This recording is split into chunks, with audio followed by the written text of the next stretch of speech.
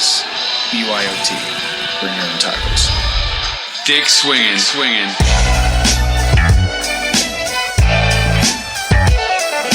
You're listening to American Slacker Podcast. We can say fuck. With Matthew Gertz and Jesse Landers. I don't care, I've been smoking, this is cool. That's a decent amount of sausage. This man needs a doctor! Yeah, I just hope they're tasty. What's up with these clowns, man? Cut the lights and went through people's pockets. Don't you point that at each other. Let them smoke a little. You need to step it up to that point. We're not gonna lead with the. We're not gonna lead with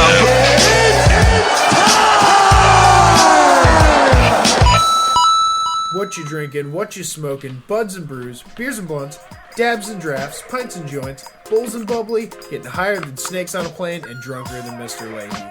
Matt, tell the people what you're drinking. Well, what I'm drinking and what I've been drinking is more like it. So, right now what I'm sipping on is a Hermit Thrush. It's a nice brewery out of Vermont. And this is a nice sour. It's called Po Tweet Sour Pale Ale. And it has local hops from Vermont. So, really nice. I'm digging that sounds sour. tasty. Really good. And I also have a 6-pack of Blood Orange Goes. And that's Anderson Valley Brewery. God, I'm fucking loving that. Nice. That one's really... Anderson Valley is a really good company. I've had some of their stuff out this way, and yeah. I've enjoyed a lot of what they've put forth. Yeah. I've got to say, I'm a big fan of this one. What the hell are you sipping on? Well, what I got to drink tonight, I got two beers on kind of the different ends of the spectrum. I got a peanut butter milk stout by Belching Beaver Brewery. A lot of alliteration going on there. They're a California beer. It's a lighter dark beer. Okay. So a lot of dark beers are heavier, their mouthfeel, if you will, is very heavy, sort of like a milkshake. Whereas this was more closer to I want to say a Budweiser. It was more liquidy. So less creamy. Yes, less creamy, but more watery. Nice. Which it wasn't bad. It tasted a lot like fucking peanuts. That's what you were telling me, and that's what intrigues me the most. Is I can only imagine what peanuts add to the palate of a deep beer like that. Yeah, it was pretty good. It's a sweet stout, I would say. If you were to categorize it. Now, one beer, or could you do multiples? Oh, I only did one, and then I switched to the next one I was going to suggest. And you wouldn't recommend doing 2 in a row or something, right? It's just you could, I guess, if you're having a heavier meal. Okay, I was going to say, yeah, because I was worried it was one of those sweet beers that you couldn't do multiples of. Every now and again I'll try one, and it's No, you can definitely have 2 or 3 if you wanted. If you're doing all that and you really like the taste. Okay, nice. And then the other one that I got is a Shandy-style Radler. And this is TW Pitchers Brewing Company, another California beer. And this is a lager with grapefruit and a hint of blood orange. Okay. Gotta love blood orange. I mean, we were talking about this in the pre-show, but I love blood orange in basically anything. And it's always less subtle than a regular orange brew or whatever. It's more tart than sweet, I'd say, compared to regular orange. Yeah, that goes. That's blood orange. It's one of my new favorite beers, I've got to say. Oh yeah, that's right. We both got blood orange. Coincidental. Those are some cool beers that you guys can check out. I'd say we suggest all of them. We at least give them a thumbs up. Hell yeah, man. Along with those beers, I would say that the strain of this episode for what we're smoking would be Sour Diesel. Oh yeah, and perfectly paired because everything I'm drinking right now is sour. So why not have a sour weed? And Sour Diesel is my choice. That's my favorite type. And I got the strain going on, the raw herb, and I think you got. What do you have? You have oil cap. Yeah, right? I have a little cartridge for my oil pen, and it's also Sour Diesel.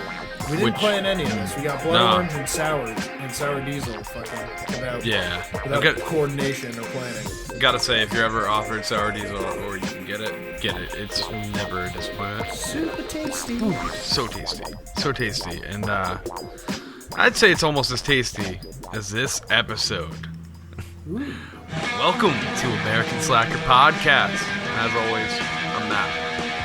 And I'm blood orange flavored Jesse. Oh, well, I want to be blood orange flavored Matt then. Let's do this again. Hello, I'm blood orange flavored Matt. And I'm blood orange flavored Jesse with a hint of grapefruit. And this is Blood Orange Slacker.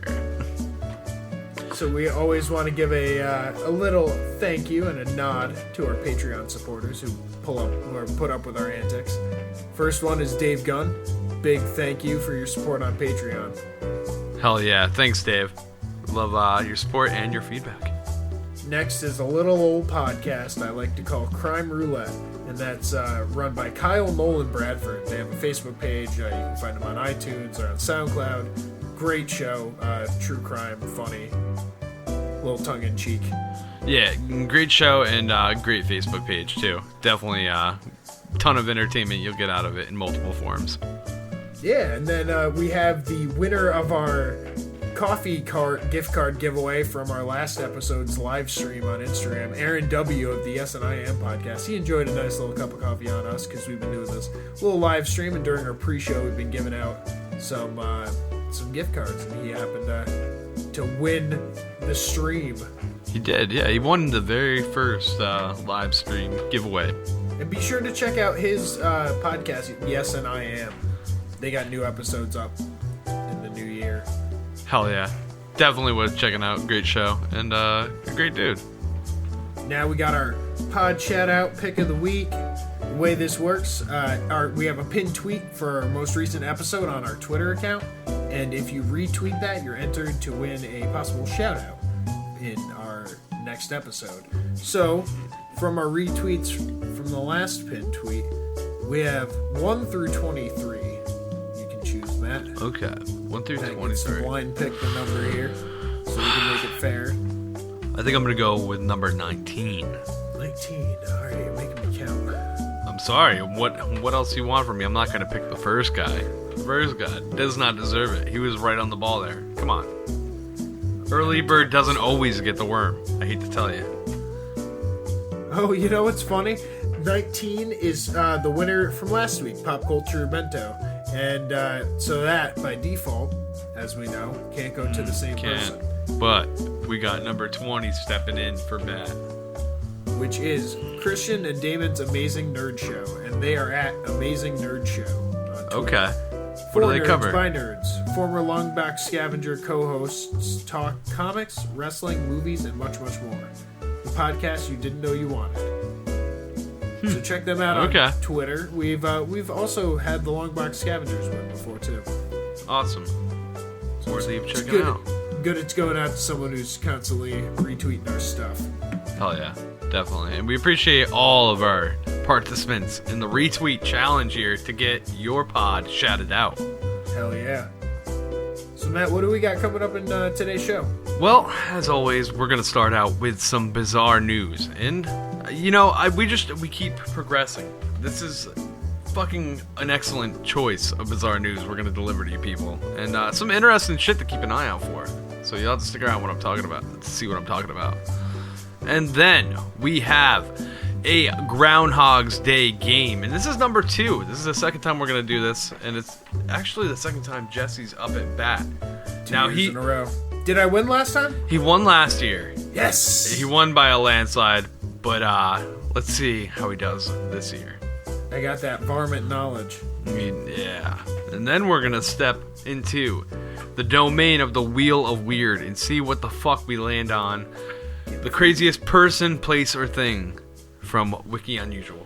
And yeah, it's gonna get weird, so stick around.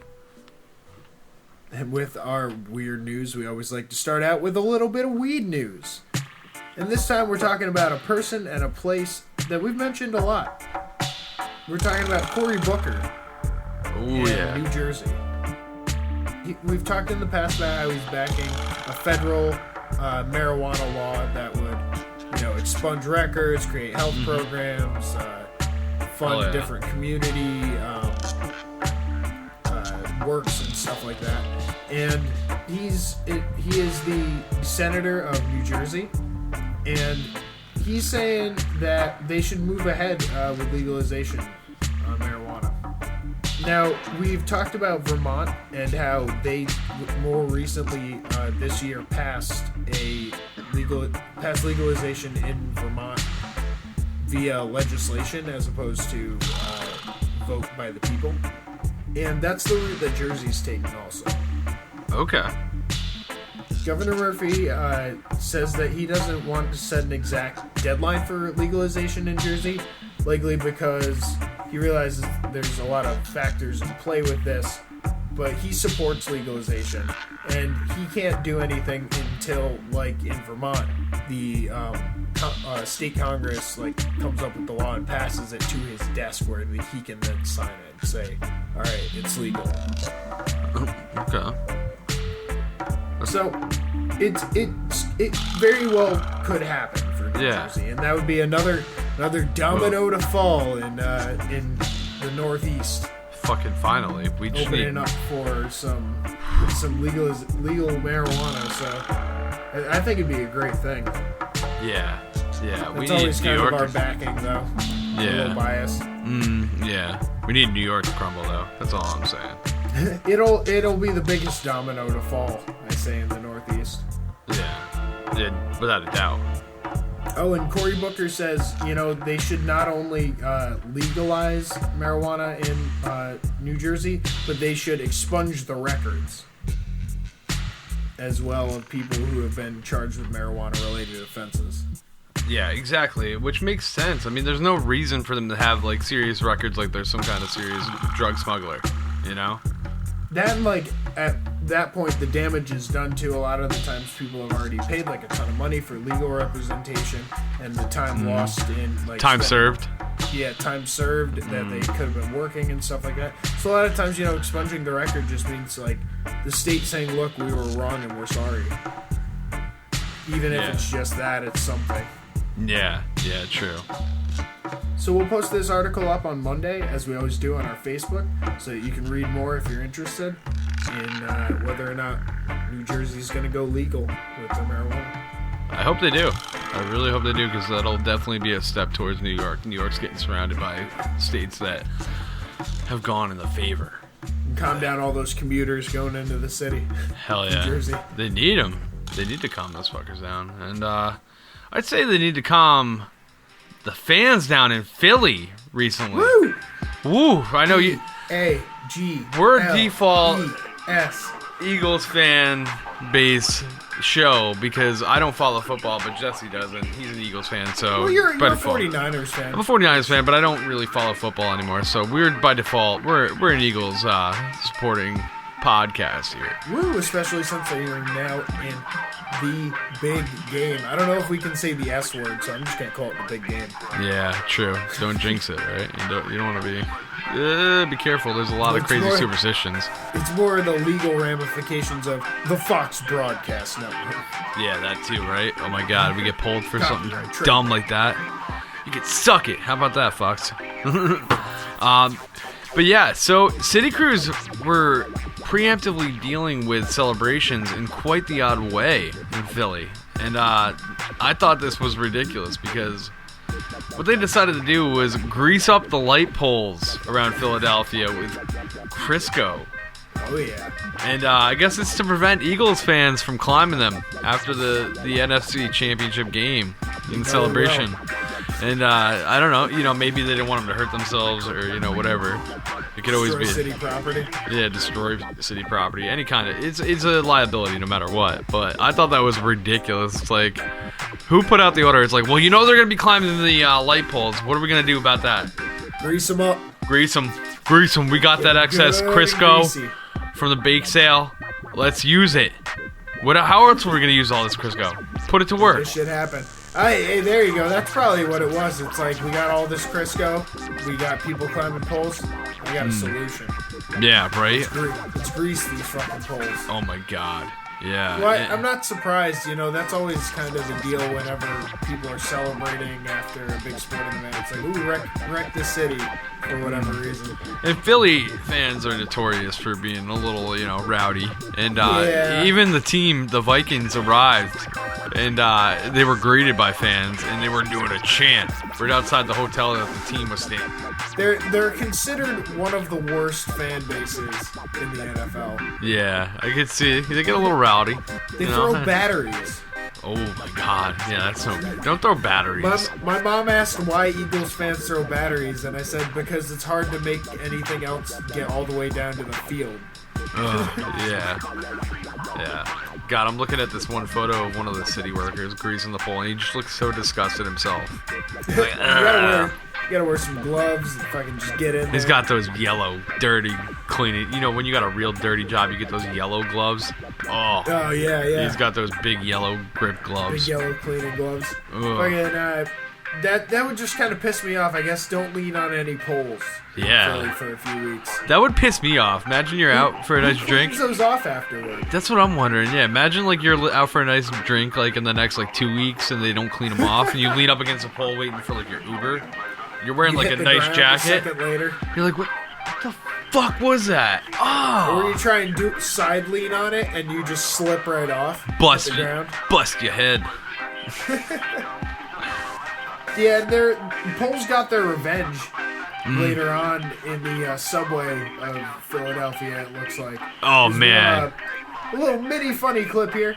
Yeah, I would. Oh, man. An Eagles fan is like pumped. He's pumped. And there's a subway car full of other Eagles fans. Everyone's got their jerseys on. And this guy ends up running into a pole full force, chasing this subway train. And there's multiple angles of this. There's a guy inside the train viewing it, or filming it. There's a guy outside the train filming it. So we got two different angles, and we're going to put them both up on the Facebook group, or maybe just in the American Slackers group. I'm not sure. Yeah, and it just shows you how rowdy they were getting. I saw other pictures of people bloodied and bandaged. Crowd mentality will make you do some crazy things, man. You got to be aware of your surroundings at all times, no matter what you're in. And this poor bastard is probably I'm sure played feeling a big factor in a lot of those decisions. Without a doubt. Alcohol led him to that pole. That was a chain event. That pole would have never been in his life had he not had so many beers in the game. So chaos can reign after sporting events. People throw trash cans through windows. Oh, yeah. Cars get wrecked or jumped on. Tons of dents and shit. Yeah. And sometimes things end up getting burned down. Oh yeah, man, it happens, and it's beautiful, but sad at the same time. It's crazy because there's loss there for the company or whatever, but it's a fucking crazy blaze, so it's beautiful. Yeah, and it's a loss for the community. Depending upon what it is, especially, right?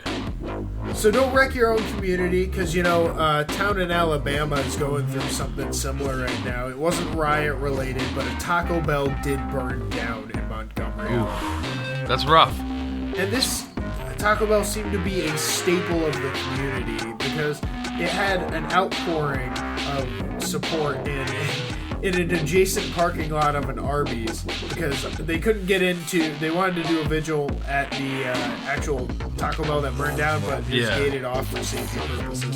So they held a bit of a vigil in the Arby's next door. Yeah, that's crazy, man. It's fucking hilarious. They went to that level, but like, think about what that meant to a small town too. At the same time, I mean, when there's not much around, man. Think about our days when we lived back home. How we would go to that Taco Bell we had. Granted, we had a ton of options compared to like people in the Midwest do or whatever per se. Right. But dude, when you take out like something big like that, it's like shit. There's a lot of memories. It's like, oh damn, all the times we like bullshitted there before figuring out we did for the night. Stuff like that. It's kind of sad, man. That's kind of the similar stories I saw in this article where they quoted people saying, "I've had a lot of memories created at Taco Bell. I was a theater Hell yeah. major. We had long rehearsal nights. Yeah. It was extremely taxing, and you don't have time to eat. you stay late and miss the cafeteria, and then in that town, in the town of Montgomery, Alabama, everything's closed early. So you end up fucked over and like nothing to eat, but that golden Taco glow, Bell, man. the Taco Bell sign is there waiting for you. Dude, hell yeah. Fucking Crunchwrap Supreme will always treat you right, no matter what time it is. I think they're open till 3 a.m. or later. So besides, I guess, a Waffle House, there's not too much like in terms of options for the people of Montgomery. See, and that's sad. The Arby's closes real early. The McDonald's closes real early. The Taco Bell was the only thing open late. Wow, the McDonald's closes earlier than the Taco Bell. Yeah, because Taco Bell was usually till like 1 or something. I guess, we grew up in a special area. There was a 24-hour McDonald's, which is not that common, but it was a college area too, so it's like, that makes more sense. But yeah, they're not really commonly 24-hour, are they? No, I guess not, because now they don't have many options. One person says, Waffle House is open, but you need at least $10 as opposed to like a couple bucks down at Taco Bell. Yeah. And they also said sometimes they're out of waffles at Waffle House. Taco Bell is never out of tortillas. They make sure they got their shits on back stock. So they had their little candlelight vigil. They ended up cleaning up. People went off to live their lives as the burned structure of the Taco Bell fades into the memories of Montgomery. Oh man, that's sad. Well, hopefully they rebuild. Yeah, hopefully. Everyone needs a Taco Bell in their town. Yeah, they definitely do. And hopefully, or an El Pollo Loco. The people get to see that beautiful Taco Bell illuminated crest in the sky again. I mean, that's one of the most unmistakable things, right? Like when you're looking for a Taco Bell, there's the sign, boom, right? That there. sign is, you can't miss it. It's like that purple bell or whatever. Do you think you could ever mistake like another building for a Taco Bell? Like just walk up to like any other building, like even nursery or something. Anything. I mean, how about a bank? A bank, no less. Well, they got the drive-through. That's the only thing I'm thinking. Well, maybe it'll happen if you add a whole ton of alcohol or drugs, and that would do it.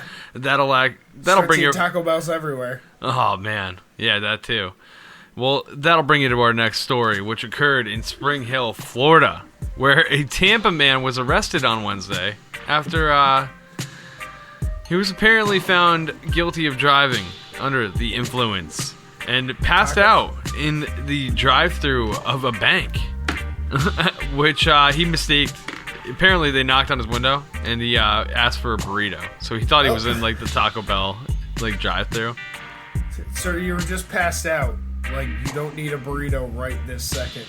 Oh my god, yeah, and I think he went back to sleep, but they called the cops, and the cops came back and found the guy, dozing off in his car. Clearly something was up with this guy. He's asking for burritos at the teller, and yeah, man, driving off and nodding off. And yeah, the teller's like, "What's your account number?" And he's like, "Burrito," or like "Burrito Grande." Extra guac. Extra guac, man. Make sure. Last time you guys ripped me off. It's like, sir, I can't find this on file anywhere. Yeah. Oh, Mr. Guac, actually, I do have it right here. Yeah, apparently he was, his arrest report actually stated that he was under the influence of oxycodone and Xanax. Not not even alcohol. I was mistaken on that. And he was prescribed to both, so it wasn't even illegal. But he shouldn't have been driving. Yeah, it sounds like he went a little overboard. I didn't think you'd want to take both of those. He would never probably want to take both of those.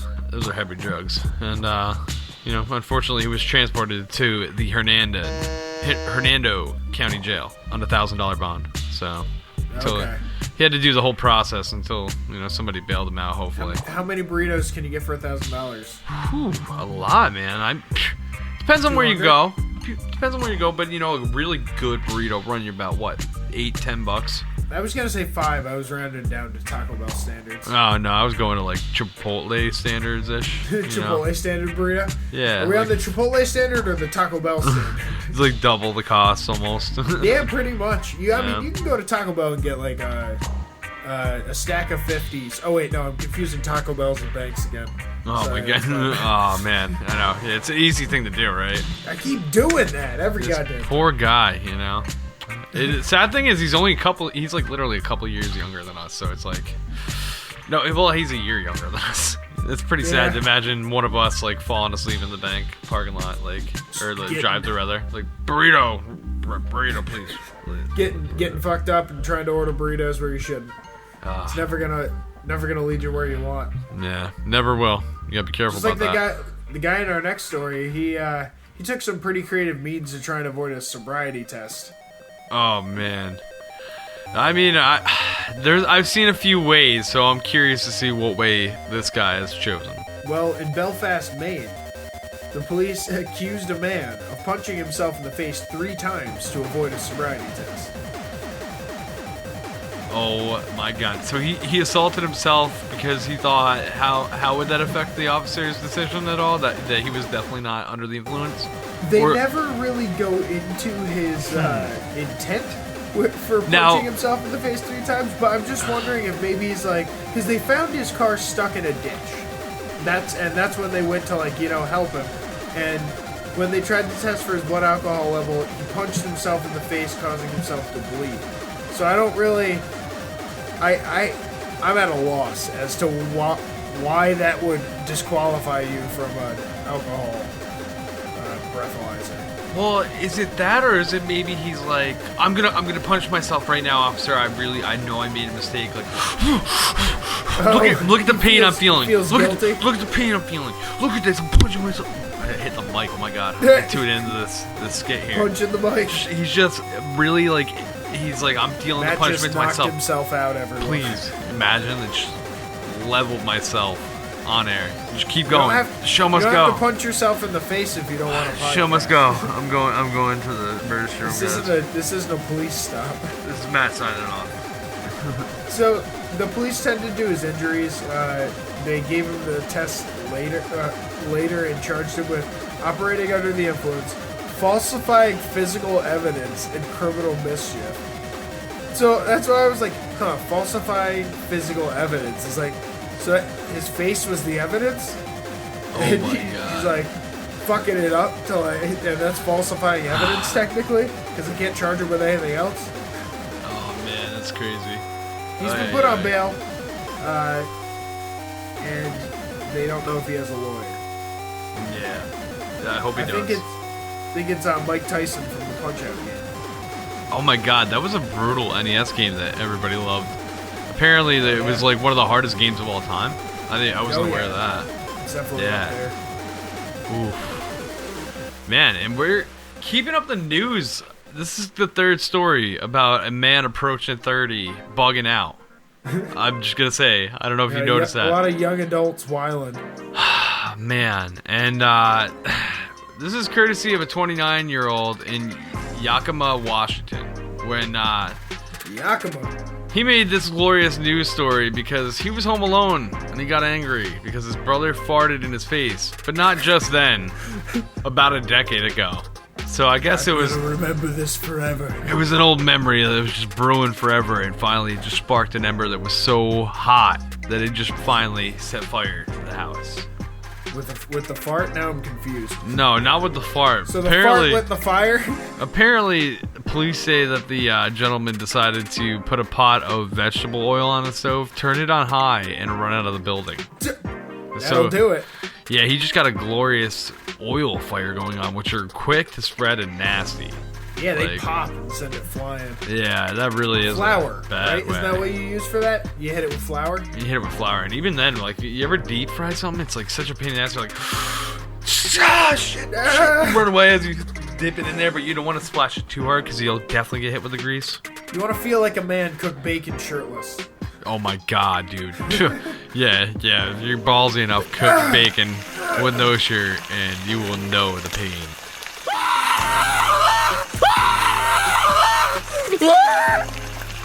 I've done it before. You just gotta like get like your arm at a good length. Yeah, you got a good reach. It's like fighting. You're a winner. You know. Yeah, you're good. You gotta like combine the forks to make a longer. Yeah.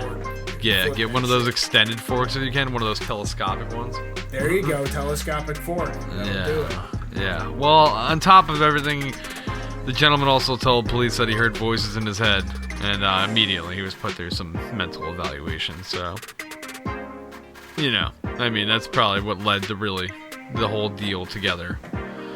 Not just the fart in the face. That's a hell of a long time to hold a grudge over a fart. Yeah, I was gonna say that's a really hard grudge, but I mean, when you add the voices, it's like it makes the clear path there, you know. I was like, And damn, that because doesn't- brotherly shit, you know, that like that's expected. It's like when it's like a 10-year-old and an 8-year-old, it's like, come on, you know, like, whatever. Well, that and I'm thinking the longer you hold on to a grudge, the more elaborate the payback has to be.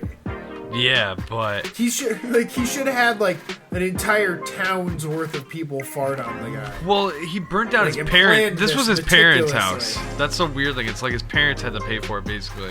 Not planned out very well at all. Yeah, like it's like, oh, I did it because Greg farted in my face that one time back at Thanksgiving '91.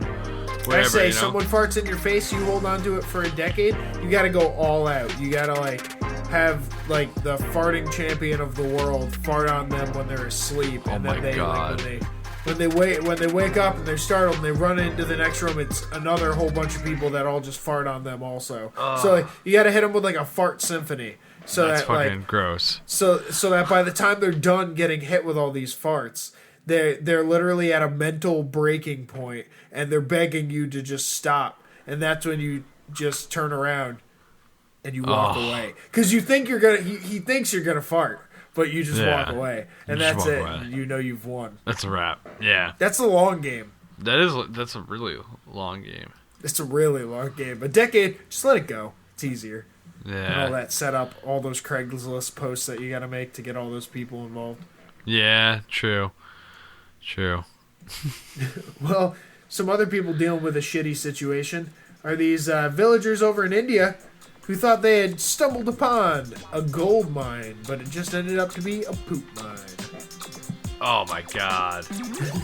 They thought they found a frozen meteor that crashed into a farmer's field. Ah, This meteor turned out to be a bit of a Joe Dirt scenario. yeah. That's all I can think about is like Joe Dirt. It's like, look at Someone left this. a biohazard sticker on a sewage tank. Yeah. Oh, that's one of them old RV shitters. Ping. So this yellow-brown meteor that weighed about 20 pounds had a transparent surface and resembled ice and had created a 1 foot deep impact, or 1 foot deep hole from the impact of it falling out of a plane. It Wow. was frozen poop Yep. and piss from a plane. I Yeah. guess this is a big problem in India too. Now they're not allowed to do that in the United States at all, right? Like this doesn't happen. No, I don't think pretty they sure. are. Yeah. I feel like it's like an RV. They must have something at the airports to like, Pump them real quick. take all that out. Yeah. When the yeah. plane has this shit. I feel like they used to do that or something over like desolate areas, but I think there's I something mean, that it could needs- happen if like the thing doesn't shut all the way. It could like leak out the side of the plane and then fall off in chunks when it's frozen. Oh my god, but- can you imagine? In India, there's a $782 penalty for any planes that drop their toilet tanks midair. And a Okay. woman was had a severe head injury after she was hit by a football-sized chunk of frozen sewage in 2016. Oh my god. So there's just like chunks of like frozen shit raining from the skies, taking people out, and they're just going about their days. And you literally like someone just shit on your life. Like, You know, oh man, somebody, yeah, like they did shit on your lip. I wonder if it like creates like the meteor look to it when it's flying down. If like there's like smoke coming off it almost because it's like just going so fast, the friction of the air is like burning it up, like break pieces of it, and then all of a sudden you just get smacked with that shit, burning piece of shit. But it's frozen at the same time. I don't know. yeah, I'm not sure. It's so There's weird. like other Science, pictures man. of like actual meteors, and like it's different than like what the poop one looks like. Oh, Jesus. Either way, poop meteor is nothing I want in my future at all. No, not my backyard. Not in my backyard. No. Get those poop meteors out of here. Yeah. It's not something I want to have to live my life looking up at the sky, keeping an eye out for. No. Ugh. It's one of the shitty things that can come from the sky. Unlike our next story, which is something beautiful you can keep your eye out in the sky for, coming up on January 31st. In which NASA is urging sky watchers to head outside and keep an eye out for the super blue blood moon, which is really cool, actually. It's sounds like a sequel to an action movie, right? Or maybe the what's the the third one, the third installment? Is there like a sequel? Like, is there a name for it? Like the triplet? I'm not Chucky sure. the triplet. No, I don't know.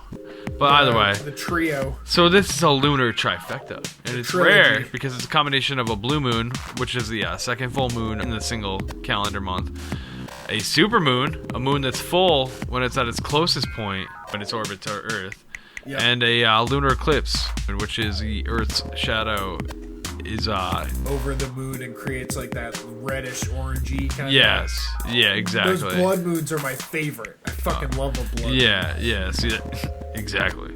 Yeah, you got to do a sacrifice though. Yeah. So the super blue blood moon, that's a little bit of a misnomer, it seems like, because the blood moon's red. The blue only refers to it being rare. And so Yeah, it's not gonna be a blue blood moon. It's just like it's an orange moon that's rare. Yeah, it's so weird. Yeah, it's just like a rare occurrence, I guess. It's like if there's an old town called Newton or like Newtown. It's like a bit. Bit of a misnomer. Hey, blood's blue until it's exposed to oxygen. You know, maybe it's play on that. That's what I'm saying. I wish it was blue. That'd be cool if it turned from like an orangish red to a blue or something, or if it was even like a cool like neon blue color. Blue is hard to find in nature, though, from what I understand. It really is, and usually isn't it like poison generally? Besides like blueberry. Yeah, besides like blueberries bad. and flowers, that's all I can think of. I've seen some like poisonous reptiles with blue. Yeah, You that never would be wanna fuck with a blue rare reptile. Sort of, Blue color to mushroom? have on Nah, it. you don't want to fuck with that. Nope. You know? Yeah, definitely no. Fuck that. So be sure. Where's that happening? It's the 31st, right? The super. Blue So yeah, blood moon. keep your eye out. The 31st. Set your alarms. It's going to be early. I'll tell you what. It's going to begin at 5:51 a.m. Eastern time. So if you want to catch it, Jesse, you better just stay up a little later. Yeah, I'll probably do that actually. And maybe actually, you know what? I'm gonna break out my camera, see if I can get like a decent picture of anything. Yeah, you never know, man. Yeah, it'll be cool. Apparently, it's going to be an hour-long thing. You can easily see. From what I understand, Unless the West clouds Coast, come and fuck you. the West Coast and like Hawaii and Alaska have like the best view of it.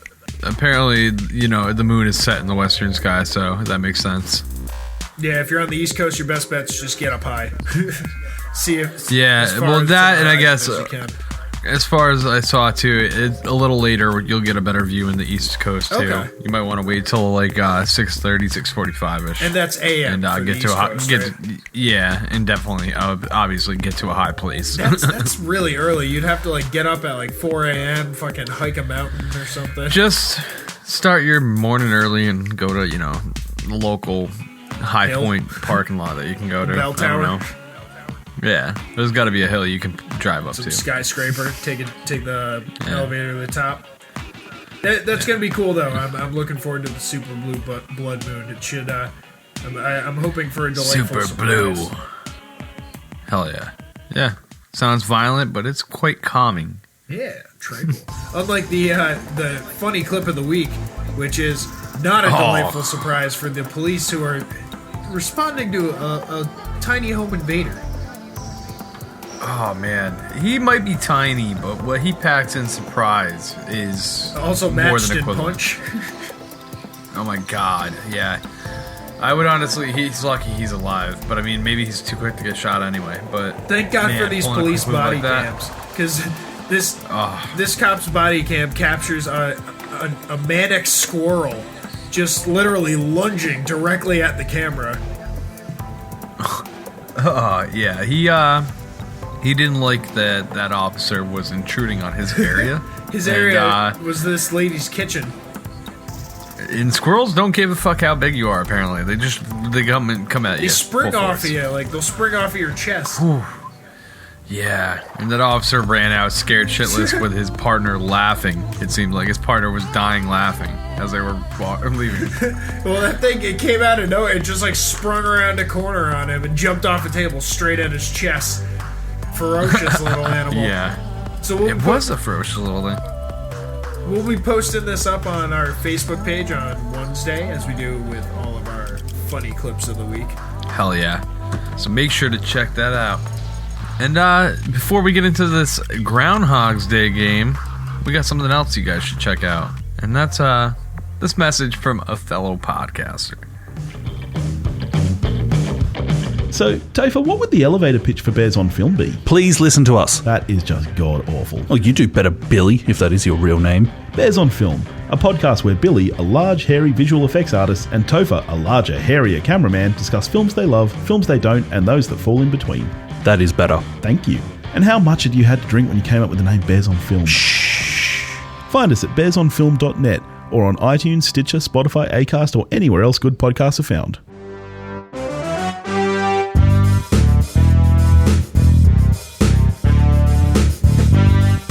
All right, it's that time again, Jesse. Does it feel familiar? You getting deja vu? Because, I mean, you've been here before. You've been here before. And I've made it easy or hard, depending upon how you look at this. Okay. All right. Now, I prepared a game for Groundhog's Day, just as I did last year. This one's real easy. They're all multiple choice, and I've even narrowed down a bunch of them to only 3 choices to give you an easier edge on it, because they're pretty fucking out there. So, now, would you suggest that the listeners play along? Now, they can try to play along. I mean, without the help of Google, I don't know how well See if you'll they do. do any better than me. Let's see. Let's see. Hands are up. You see me. I'm not Googling nothing. Yeah. You better not. I'm watching you, motherfucker. Alright. Now, let's get right into this shit. We're gonna go start out pretty easy. I think, anyway. We'll see. Alright. Which of the following names is not another name for groundhog? A.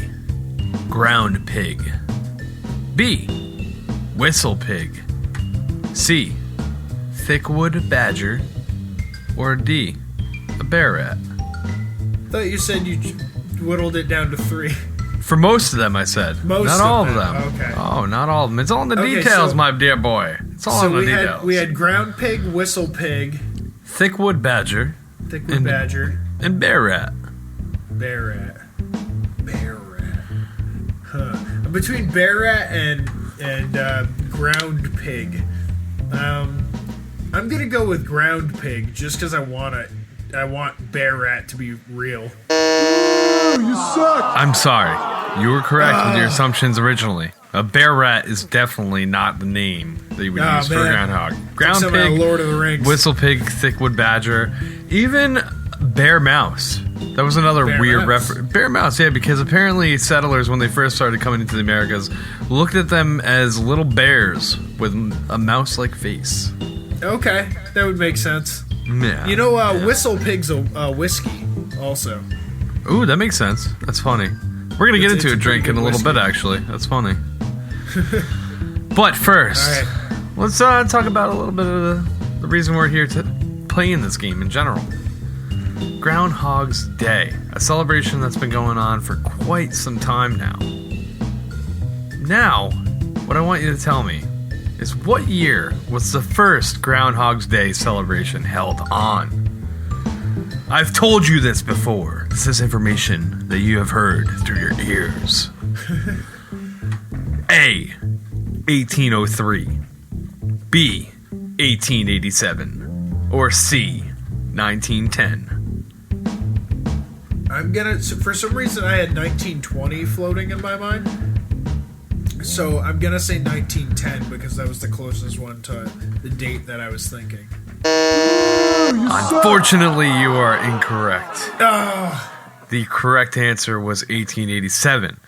The first official Groundhog Day celebration took place on February 2nd, 1887, in Punxsutawney, Pennsylvania. I'm not doing so hot on this. You're not doing good, man. 2 down. You got 3 This more to is go. out of 5? This is out of 5. I've only prepared 5. Fuck. I wanted no tiebreaker, no chance of a tiebreaker. But you still got the chance to come out of this on top. Alright, I gotta get 3 in a row. Now, Punxsutawney Phil, he resides in a special spot during the celebration of of Groundhog's Day. Now, I want you to select out of the following 3 choices, which one is the location he resides at. Okay. A. Burrow Crest. B. Gobbler's Knob. Or C. Whistling Tunnel. Gobbler's Knob. I'm pretty confident on this one. You're correct. This is the one. This is the one You that never forget a gobbled knob. You never forget a gobbled knob. This is the one that I was telling you. Okay. That you might know. And yeah, it's 2 miles outside of downtown. A lot of people think, like that's where Phil is chilling out and all that, because that's where the movie The Groundhog's Day, was filmed and all that. But no, It's a really kind of hidden area called Gobbler's Knob, and it's basically a park that doesn't get much visitation besides seeing Phil where he's put on the spot on that day that all the cameras poked in his face. Otherwise, you can find him at the Groundhog Zoo, and they put him on display and don't allow him to hibernate. Groundhog Zoo? Yeah. Apparently, they have him in Punxsutawney at the Groundhog Zoo. 24-hour display. You can go see hi. Say hi. Live nude. It's fucked up because they're supposed to hibernate. They don't allow them to hibernate. Oh fuck. It's really dick. All right, I'm feeling confident now. I got a vote of confidence going with that question correct. All right, man. Now we're stepping out. That was the median. That was the median question, and you got it right. Now you've got a path ahead of you. You can go right. You can go left. One way you're going to be a champion. The other way you're going to be forgotten so quickly. Let's see how this goes. Path diverged in a yellow wood. Now, I was telling you that alcohol would come into play. Now, here we are. Question 4. The gimmick of Punxsutawney Phil, the groundhog who can predict if winter will end quickly or linger for 6 more weeks, caught fire when it first came out. Within the groundhog? Yeah, the groundhog caught fire, and he's immortal though, so, no worries. Oh my god. Now, no. But within a few years of the 1800s, this is when this happened, the small local groundhog club expanded into a national curiosity. In response to this, they stopped eating groundhog, and they also ditched their cocktail of choice. What was this cocktail named? Woodchuck whiskey, honey hog juice, or groundhog punch? Oh. That's difficult. It was a beverage that they had previously consumed, but they, out of respect for Phil, they took it away, and they they probably called it something else.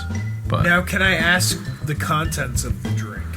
I don't have the contents off the top of my head, but I will use the reference of the internet. And, technically, that might give it away, because I think one of them was a woodchuck whiskey or something like that. What are my choices one more time? What we have here is A, woodchuck whiskey, B, honey hog juice, or C, groundhog punch. Man, I'm between the honey hog juice and the groundhog punch. I'm gonna say honey hog juice. You suck! You are incorrect. Oh my god. The answer we were looking for was groundhog punch. Really? Damn it. Yes.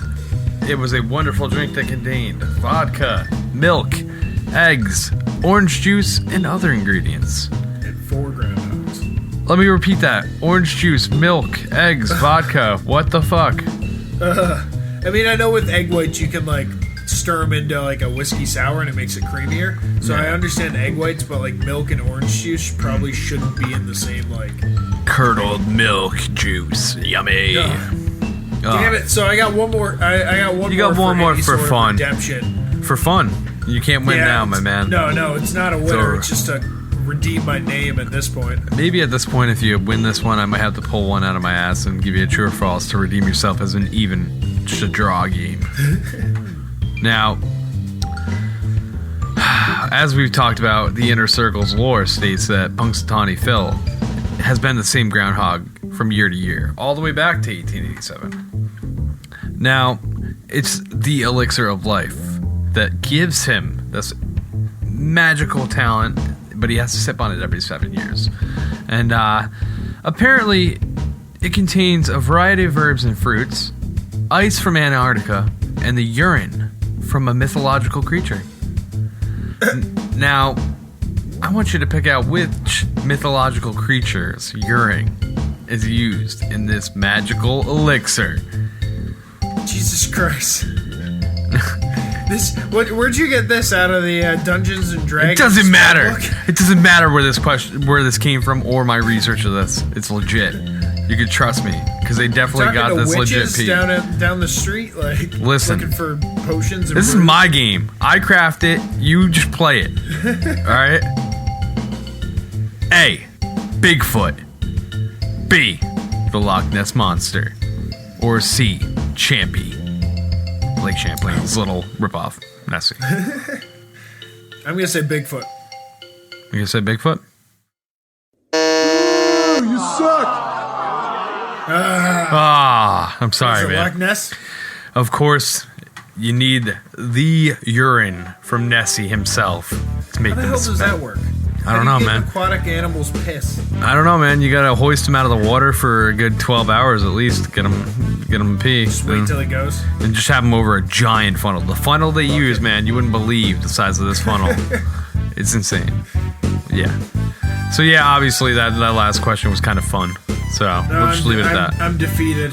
I can't go on. You're defeated. I'm sorry, my mythological folklore questions devoured you alive. Man, it's been a while since I played a game and I fucking lost. I got some redemption to do. I got things to think about. Hey. And in the meantime, you guys should listen to something cool from another podcast. This is Full Start, the show about those presumptuous pictures that studios were sure would spawn a franchise, but didn't.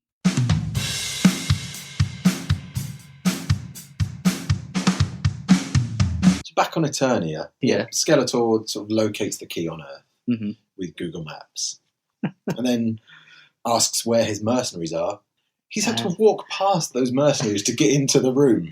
Yeah. Guys, Skeletor is rude. Go on. Okay, go on. Film does not know what mercenaries are. Evelyn assembles them, but then introduces them to Skeletor as his finest warriors. Are they his warriors, or are they freelancers? Okay, name them. Beastman. Come on. There's at least one. There's one that's an easy one. I know. Because some mother is always trying to ice skate uphill. Blade. Thank you. Yeah, that's two. Look, the fact that we were able to name two You named characters two. in this You film were able to name two. instantly makes it better than Planet of the Apes. If you like that, you can hear more on iTunes, SoundCloud, Twitter, and Facebook at Full Starts Pod.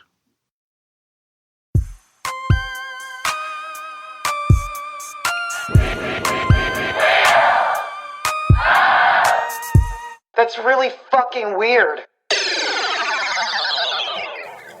Alright, I'm back. I'm feeling better. I'm less defeated than I was before we went to that podcast promo. Yeah. Be sure to check out that show. And now we're going to get a little weird. Ooh, we're gonna get a little more than a little weird. We're gonna get real weird with the Wheel of Weird.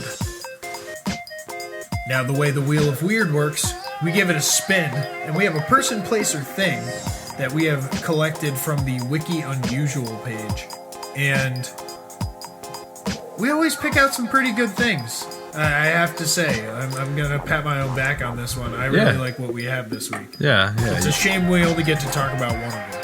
Yeah, no, it's hard. I really wish we could talk about all of them, but it's whatever destiny chooses for us. That's how it rolls. That's how we let them know that we're doing this all on the fly. It's like it's pure talent. That's what it is, clearly. It's all up to the wheel, people. Our fidget spinner, high budget wheel. We'll craft a real wheel one day, but I mean, come on. that'd be awesome to get like a good, solid, real Wheel of Weird with a person, place, or thing. We can put all these like creepy, like weird, like pictures on it and shit. Yeah, hell yeah. That'd be great. So Matt's giving the spinner a spin. We're gonna find out if we're landing on a person, place, or thing. For person, we actually have an animal named Sergeant Stubby. For place, we have the 11'8" bridge. And for thing, we have one very special red paper clip.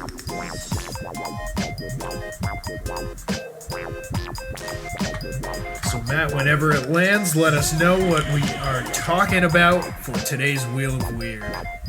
You know, you say cheap budget, this thing just keeps going and going. We are on Place. Place is the 11-foot-8 bridge. Okay. Now, the 11-foot-8 bridge was formerly known as the Norfolk Southern Gregson Street Overpass, and it's a railroad bridge in Durham, North Carolina, in the U.S. Now, I have a feeling where this is going. I feel like I've seen a ton of footage from this area. Yes, this is a very iconic bridge. Over the past few years, it has gained quite a bit of media attention, and the namesake itself, not the Norfolk Southern County Gregson Street Overpass as it was known, but the 11-foot-8 bridge that it is now known as, is because it is 11 feet and 8 inches high. That is the vertical clearance. Anything under that is going to get sheared right in half, like many of the trucks which have tried to do this. Yeah, you definitely don't want to go in there if you got the 12-foot box truck. Doesn't matter. You're only a couple inches over. Guess what? You're going to slice off that couple inches. And then what happens is these trucks get so wedged up in there, they go upward and crunch, and it takes a crew to get them out of this predicament. It's pretty bad. And even, I guess, it's gotten to the point where rental companies in the area will tell people, don't go under this bridge with the rental truck. Yeah. If you do this, it will shear the top of the truck off. Could you imagine how scary that would be to be ripping it along? Oh, shit, what the fuck happened? A lot of this attention came because Jurgen Henn, who worked at a nearby office, mounted a video camera to record the crashes, and since April of 2008, he's recorded over 100 crashes, which he puts up on YouTube. Damn, that's crazy. 100 crashes, all at this one little bridge. The bridge gained international media attention, including front page coverage from the Wall Street Journal, and it was on an episode of Tosh.0.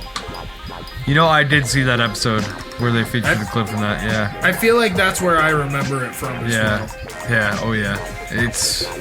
You gotta be aware of your surroundings at all times, people especially driving.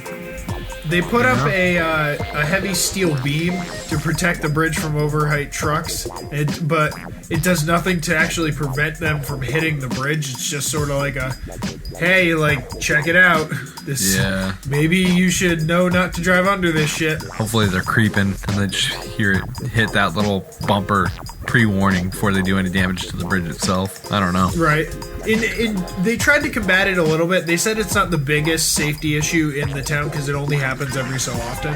But in May 2016, the city attempted to solve the problem by installing a traffic signal at the intersection. And when an overheight truck approaches, the light turns yellow and then red, and a screen displays overheight must turn. Oh, yeah. So That's they're crazy. trying their best They're trying to their best. let people know. Oh, yeah. Yeah, you gotta. Man. I guess it's just so common. You can go onto YouTube and type in 11-foot-8 bridge, and it's just truck after truck after truck getting sheared by this bridge. Yeah, there's compilations of just this one bridge alone where people are just not paying attention and driving monster trucks into it. Pa, pa, pa, pa. Like, it's crazy. I mean, would it be that big of a construction project to actually rip up the road, level it out, and make it a few feet, like, ramp it higher? It probably costs, like, I would imagine it would definitely cost, 30 grand, something like that. But at this point, is it worth it? Because, I mean, it's become quite the hassle for anybody driving a bigger truck. Yeah, it's definitely an issue for these North Carolina drivers, and it's a weird place that you can go and maybe watch cars get ripped apart. You never know. You might. So that's our Wheel of Weird, the 11-foot-8 bridge. We're going to be posting something about that up on our Facebook as well. I'm not sure what day, but maybe Friday or something. Awesome. Check it out, people. And I think we're at the end of this show. And I just want to say thank you for tuning in. If you're tuning in on iTunes, Podcast Addict, any app, live on the live stream on Instagram, which we do, check that out. Keep an eye out on our story. Generally. Yeah, hell yeah. But check us out. And first off, check us out on the Facebook page. You can find us at American Slacker Podcast, where you'll also find the American Slackers group. And you can see what all crazy shit's going on there. Seth has hijacked it. It's gone to mayhem. We need more people. We need an army. We're trying to raise an army anyway. Don't forget to stop by the Instagram as well, where you will find the promos for every show and a bunch of other cool artwork. And stop by the main hub, aspodcast.com or americanslackerpodcast.com, however you prefer. Both will bring you to there. And you'll see what we're up to. You can find us on Twitter and Reddit at AMERSLKR Podcast. All of our episodes go to YouTube as well. You can subscribe to us there.